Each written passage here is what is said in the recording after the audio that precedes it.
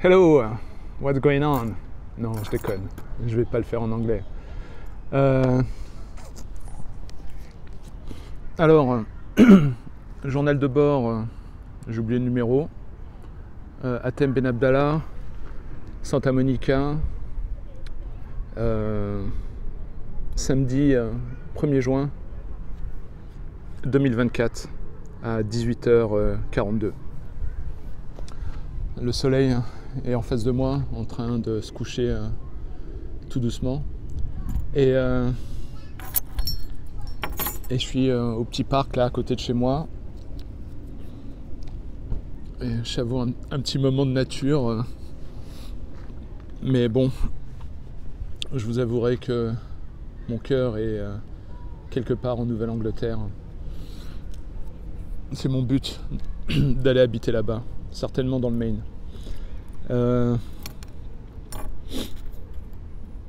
Aujourd'hui, je suis tombé sur une phrase hyper inspirante qui, d'une certaine manière, reflète, on va dire, les 10 dernières années qui sont passées pour moi après l'épreuve atomique du divorce. Et la phrase, je l'ai lue en anglais, elle est arrivée en anglais, dit « Let me fall if I must fall. The one I will become will catch me » par Baal Shem Tov. Ce qui veut dire en français « Permets-moi de tomber si je dois tomber. Celui que je deviendrai me rattrapera. » Et il y a 10 ans, j'étais incapable d'imaginer que la catastrophe, la chute, toucher le fond après un divorce, surtout avec ma personnalité, ma sensibilité, c'était pour moi la fin du monde. Et j'ai l'impression que d'être en vie aujourd'hui, c'est comme un exploit. Et finalement, je me dis certainement que Dieu ou l'univers a besoin de briser quelqu'un en petits morceaux pour pouvoir après rassembler le truc pour que ça puisse accomplir ce qu'il était prévu de faire. Et peut-être que, comme disait Carl Jung, la première moitié de la vie, c'est la recherche et développement. Et tu crois vivre, mais en fait, tu es dans une forme d'errance nécessaire. Et après, aux alentours de 40 ans, tu peux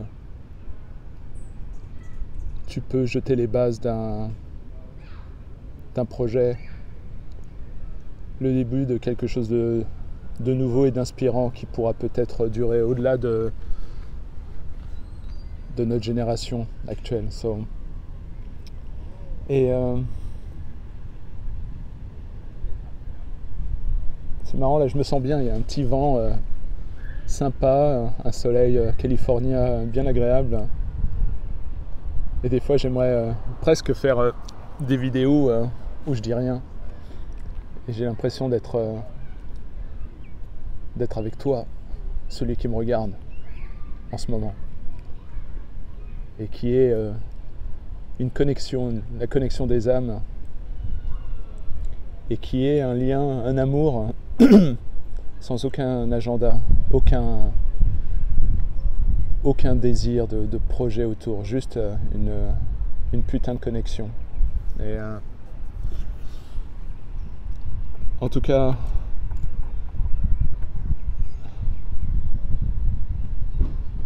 c'est fou, hein. C'est fou ce que la vie peut apporter. Des moments tu te ramasses des claques, des grosses baffes, des tsunamis dans la gueule. Et tant que t'as pas compris la leçon, bah tu revis l'épreuve, tu revis un truc en général de plus en plus horrible, jusqu'au jour où tu t'abandonnes et tu dis ok, c'est bon. Et une forme d'humilité s'installe. Et finalement, tu comprends avec le temps que ces souffrances étaient en fait venaient d'un point de bienveillance. Pas pour. Tu remarqueras qu'en fait, quand tu subis des souffrances dans cette vie, c'est juste ce qu'il faut, pas trop, tu te ramasses des épreuves hallucinantes, juste ce qu'il faut pour ne pas te tuer, et juste ce qu'il faut pour que tu puisses apprendre et, entre guillemets, développer une forme d'humilité vis-à-vis du cosmos ou de l'univers ou de Dieu tout simplement. Et c'est marrant parce que il y a 10 ans, quand je me suis ramassé le divorce sur le coin de la gueule, ça a été le démarrage d'un truc hallucinant que je ne pouvais pas comprendre à l'époque. Et j'ai fait un tel travail titanesque, comme si en fait on avait tous en nous des capacités extraordinaires, incroyables, mais qu'on est incapable d'exploiter tant qu'on n'a pas touché le fond. C'est un peu comme un instinct de survie. On vivote, pour certains, on est dans une forme d'errance, on pige que dalle, et jusqu'au jour où il y a une catastrophe énorme, comme si on se retrouvait d'un seul coup parachuté dans la jungle, et là tu es obligé de survivre, et là tu commences à déployer tes ailes par force, par nécessité. Mais je pense qu'avant ce moment-là, je pense qu'on prend refuge sur la routine, dans le canapé. Hein. Et donc, durant ces 10 dernières années, parmi tout le boulot que j'ai fait, j'ai tellement lu de bouquins. Je suis bien conscient que c'est une forme d'errance intellectuelle, mais j'avais vraiment besoin de comprendre la psychologie. J'avais besoin de piger pas mal de choses de manière cartésienne. C'était une manière pour moi de survivre, en fait. Et en fait, je crois que tous les livres que j'ai lus, c'était pour moi pour pouvoir tenir quelques jours en plus. Et afin de retrouver ma force. Et ces 10 dernières années, j'ai lu plus de livres que toute ma vie entière auparavant. Et je suis hyper reconnaissant pour l'héritage qui nous a été donné avec tous ces auteurs. Peu importe qu'on soit d'accord avec eux, peu importe si c'est de la science, de la spiritualité. Je pense que en fait, les personnes les plus intéressantes et puissantes pour moi sont les personnes qui ont en elles une curiosité incroyable, une curiosité de l'autre, du genre humain, et c'est pour ça qu'aujourd'hui je voulais partager un livre que j'ai lu il y a quelques jours, qui s'appelle Don't Believe Everything You Think. Et c'est un livre qui est tout petit en fait. Il est sorti, je crois, il y a une semaine ou deux, ou un mois on va dire. Et c'est hallucinant parce que tu sais, tu passes à un moment donné des années à lire des bouquins et c'est un peu dans tous les sens, éparpillé, tu sais pas où tu vas. Et il y a à un moment donné des bouquins qui apparaissent comme celui-là où tu sens que le mec a lu à peu près des livres similaires aux tiens et il en a tiré une synthèse hyper intéressante. Et donc, Don't Believe Everything You Think, et c'est hallucinant, c'est en fait... c'est un bouquin qui m'a été recommandé par un pote ici allemand, qui lui aussi est dans sa quête personnelle. Et donc ce livre de l'auteur Joseph Nguyen raconte entre autres, je pense la pipite la plus intéressante, qu'il y a une différence en nous entre ce qu'il appelle les thoughts et le thinking. Et en français, je ne sais pas comment le dire, une différence entre ce qu'il appelle la pensée et peut-être la réflexion. Et il expliquerait qu'en gros, d'une certaine manière, tu as des pensées qui t'arrivent un peu par magie au quotidien quand tu te laisses inspirer, et après ce qu'on en fait. Et en général, c'est des accumulations de réflexions, d'analyses, en prétendant que l'on peut, prédire les choses. Et il explique que la source des souffrances humaines est liée au fait que l'on pense, que l'on réfléchit, certains diraient rumine. Mais il ne parle pas du concept de ruminage, il parle surtout du fait qu'à partir du moment où tu réfléchis ou t'analyses, tu as ce désir de contrôle. Donc déjà, il y a ce concept que j'ai lu dans un autre livre, un autre auteur que vous connaissez certainement, qui s'appelle Eckhart Tolle, qui est un Allemand aussi, et il explique que le drame de cette vie, c'est que la majorité des gens sont addicts aux pensées accumulées durant leur vie et qui s'identifient à cette accumulation de pensées. Certainement la création de l'ego humain. Et c'est marrant qu'il y ait cette résonance avec ce livre, parce que en fait, dans ce livre, il explique que le mal les souffrances viennent du fait que qu'on se met à réfléchir en pensant, donc en brassant le passé, ou en essayant de deviner l'avenir. Donc en gros, on se crée des angoisses et des grosses flips, des choses, on se crée des monstres imaginaires énormes. Et j'ai souffert de ça pendant longtemps. Je me suis rendu compte que toutes mes spéculations en général étaient à la négative et que j'ai toujours eu faux. Toutes les spéculations négatives que j'ai eues se sont jamais révélées vraies. Et donc dans ce livre, c'est marrant parce que d'un côté c'est simple et d'un côté ça connecte avec pas mal de choses que j'ai pu découvrir dans l'étude des spiritualités et des religions que j'ai réalisé ces 6-7 dernières années. Parce que lui, il fait la différence qu'il semblerait qu'il y ait des pensées qui nous arrivent, qui viennent de l'extérieur, comme si c'était une inspiration cosmique ou liée à Dieu. Et après, notre nature humaine qui prend cette inspiration et qui fait un déroulé d'analyse, de réflexion, et donc qui se crée en fait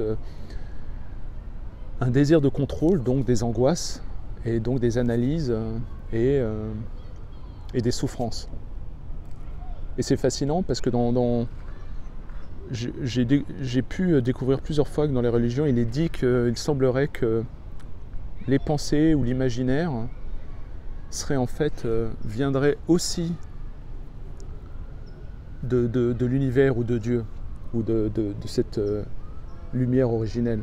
Comme s'il y avait un sac énorme, infini, où il y aurait toutes les idées. Donc quand nous, d'après ce qui est dit, aussi bien dans les religions et dans ce que prétend Joseph Nguyen dans ce livre, c'est qu'en fait, on ne crée pas. On peut avoir de l'imaginaire et tout, mais ce qui semblerait de l'imaginaire, c'est simplement, à un moment donné, une sorte d'inspiration divine, un truc qui nous arrive. Et pour ça, il faut être réceptif.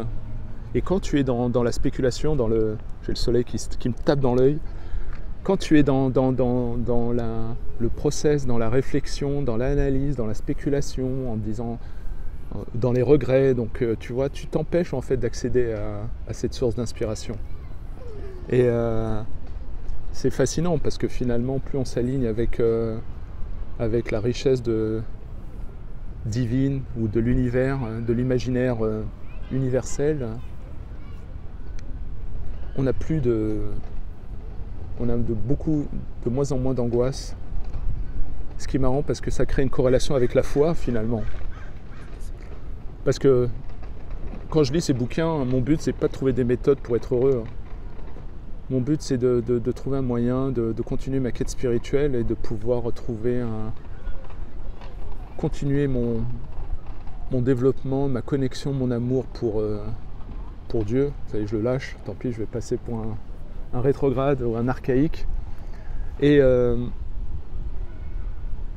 il semblerait, parce que j'adore, je ne sais pas pourquoi, si c'est moi ou si c'est ma capacité à faire des corrélations, des alignements, Et il semblerait que même certaines pensées inspirantes, originales, liées à l'imaginaire, viendraient de l'extérieur de nous. Comme si notre cerveau ou notre âme était une antenne qui allait chercher de temps en temps une inspiration et suivant la qualité de notre âme, suivant notre vécu, il semblerait qu'on ait accès à cette sorte de corne d'abondance que Dieu nous donne à notre disposition. Et c'est marrant parce que ça résonne avec un truc qui m'avait halluciné. Lorsque on voit certains génies, certains créateurs, on a l'impression que c'est des mecs incroyablement géniaux et quand il y a une nouvelle idée qui est découverte, tu te rends compte qu'au même moment à peu près sur Terre, tu as aussi 2-3 larrons qui ont eu la même idée. C'est quand même hallucinant. Et donc, j'ai cette anecdote liée à Newton. Je ne sais pas si beaucoup de personnes connaissent l'histoire, mais moi j'étais persuadé que Newton c'était l'unique homme sur Terre qui, en tout cas, découvre ou comprend la gravité et la décrit comme il l'a décrit. Et il semblerait qu'au même moment, il y ait 2-3 mecs sur Terre qui aussi découvrent le concept de gravité. Aujourd'hui, on ne parle que de Newton, mais donc voilà. Donc, pour revenir à ce livre, il semblerait qu'on pourrait faire d'une pierre deux coups et de temps en temps apprendre à reconnaître nos pensées débridées qui n'ont rien à voir avec l'inspiration divine et qui causent notre malheur, nos tracas et qui créent des attachements douloureux, une nostalgie du passé ou un espoir futur. Et comme par hasard, non pas comme par hasard, tous ces bouquins que je lis finalement ont une résonance avec une dimension spirituelle sur le rapport à la foi, qui en gros veut dire faire confiance à quelque chose qui nous dépasse, qui dépasse notre intellect et qui peut en fait nous apprendre à faire confiance et à avoir moins peur. Et donc voilà, j'ai été hyper surpris par ce bouquin et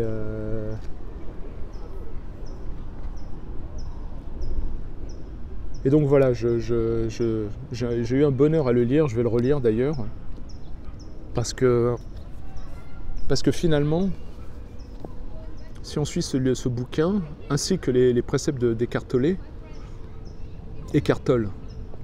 j'étais en train de le prononcer en anglais, et ben ça voudrait dire que dans nos vies, on a moyen non seulement de se libérer de certains attachements douloureux, de souffrances, d'interprétations, angoisse liée au passé, une relation qui n'a pas fonctionné, et en même temps, en apprenant comment fonctionne notre esprit, notre âme, on peut peut-être avoir la chance dans cette vie d'avoir accès à, ou de même provoquer cette inspiration divine qui peut servir dans nos vies comme, par exemple moi en l'occurrence, j'adore ce qu'on appelle le visual storytelling, la narration visuelle, et c'est vrai que pas mal de fois dans ma vie j'ai eu des idées, en général pendant mes rêves ou mes cauchemars ou à des moments de vie assez douloureux,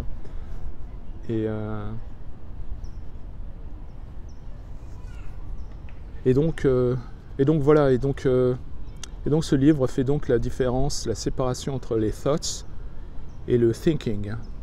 Je ne sais pas en français, ça voudrait dire peut-être la pensée, l'inspiration divine, ou ce qui arrive dans notre esprit comme ça sans qu'on l'ait demandé, et nos pensées qui sont liées à nos vies, à notre vécu, à nos interprétations, nos spéculations, nos craintes, et qui créent le malheur, nos souffrances, et qui nous empêchent de nous développer et d'apprécier le moment présent. Et donc c'est marrant parce que là je suis tombé sur un tableau, hop, on voit bien, et qui dit que, voilà, où il explique la différence entre les thoughts et le thinking. Et il a créé trois colonnes.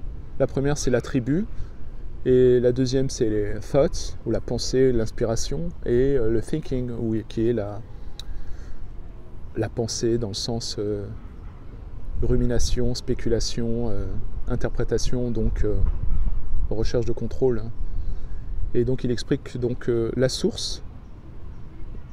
Concernant la source, les thoughts viendraient de l'univers ou Dieu ou ce que l'on veut imaginer suivant nos croyances, mais quelque chose qui est au-delà de nous. Et la pensée qu'on a est liée à notre ego. Donc plus on a un ego puissant, centré, et plus on souffre. Et le poids, quand il s'agit de la pensée, c'est plutôt de la lumière.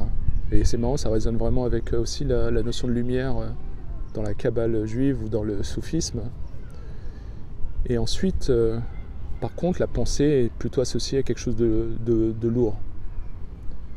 Au niveau énergie, la pensée serait plutôt expansive, alors que la réflexion serait plutôt restrictive.